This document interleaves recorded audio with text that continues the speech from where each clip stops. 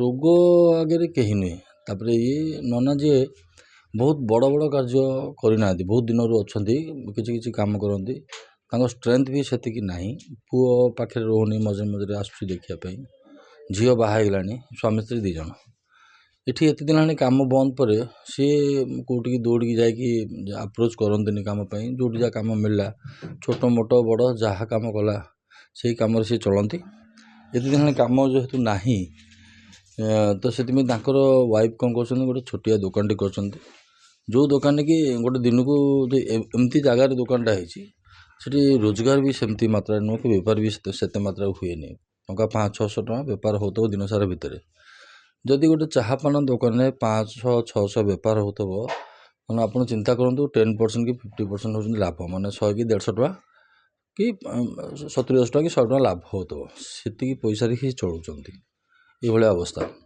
ତାପରେ costume man ହିସାବରେ ଯଦିଓ ସେ କଷ୍ଟ୍ୟୁମ୍ ଡିଜାଇନର ନୁହନ୍ତି, ସେ କଷ୍ଟ୍ୟୁମ୍ ମ୍ୟାନ୍ ଜଣେ, ତ ସେଇ ହିସାବରେ ସେ ଯେତେ ଦିନ ହେଲାଣି କାମ କରୁଛନ୍ତି, ଯେତିକି କାମ କରନ୍ତି ସେତିକି ତାଙ୍କ କତିରେ ଗାଡ଼ି ଖଣ୍ଡେ ନାହିଁ, ସାଇକେଲ ଅଛି, ବେଳେବେଳେ ଚାଲି ଚାଲିକି ବି ଯାଆନ୍ତି।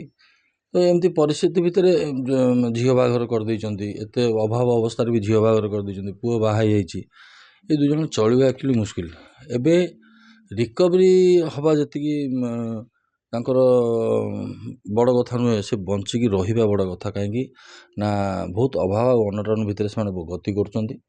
ଆଉ ଏଇ ଯେଉଁ କିଡ଼ନୀ ଜିନିଷ ଅଛି, ଆପଣମାନେ ଜାଣିଛନ୍ତି ଯେ ବହୁତ ବଡ଼ ବଡ଼ ଲୋକ ବି ହାରିଯାଆନ୍ତି। ତ ୟା ଫଳରେ ତାଙ୍କ ଛାତିରେ, ଲିଭରରେ କହୁଛନ୍ତି ପାଣି ଜମି ଯାଇଛି। ସେ ଜୀବନ ସାରା କେବେ ନିଶା ଖାଆନ୍ତିନି, ପାନ କେତେବେଳେ କେମିତି ଖାଆନ୍ତି, ନହେଲେ କୌଣସି ନିଶା ସେ ଖାଆନ୍ତିନି। ଆଉ ଇଆଡ଼େ କିଡ଼ନୀ କହୁଛନ୍ତି ଫେଲୁଅର୍ ହେଇଛି, ଘରେ ମେଡ଼ିସିନ ଖାଇ ବଞ୍ଚିବା କଥା। ଆଉ କିଡ଼ନୀ ରିପ୍ଲେସମେଣ୍ଟ କଥା ଯେଉଁ କହୁଛନ୍ତି, ହଁ ତାଙ୍କ ୱାଇଫ୍ ରାଜି ଅଛନ୍ତି କିଡ଼ନୀ ଦେବାକୁ, ସେମିତି ଯଦି ପରିସ୍ଥିତି ଆସିଲା, ସମୟ ଆସିଲା, ସେ ଦେବାକୁ ରାଜି ଅଛନ୍ତି। କିନ୍ତୁ ସେଇଟା ଯେଉଁ ବ୍ୟୟବହୁଳ ଜିନିଷ, ଇଏ କେବେ ସ୍ୱପ୍ନରେ ବି ଭାବିପାରିବେନି।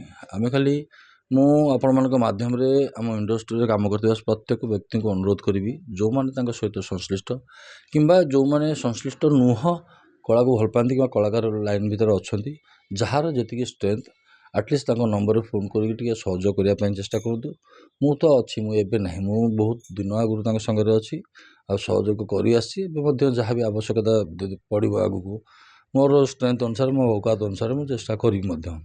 ଆଜି ବି ତାଙ୍କ ରିପୋର୍ଟ ଗୁଡ଼ା ସବୁ ନେଇକି ଯିବି। ଅଲଗା ଡକ୍ଟର ମୋର ଯେଉଁ ଚିହ୍ନା ପରିଚୟ ଅଛନ୍ତି, କଣ୍ଟାକ୍ଟ କରିବି।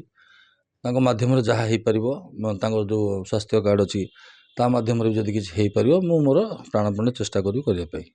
କିନ୍ତୁ ଏଇ ସମୟରେ ଯେହେତୁ ଗୋଟେ ଘରର ଛାତ ହେଉଛି ଗୋଟେ ପୁରୁଷ, ତାଙ୍କ ଘର ଭିତରେ ବି ପୁରୁଷ ସିଏ, ଛାତ ସିଏ, ସେ ନିଜେ ଭାଙ୍ଗି ଯାଇଛନ୍ତି।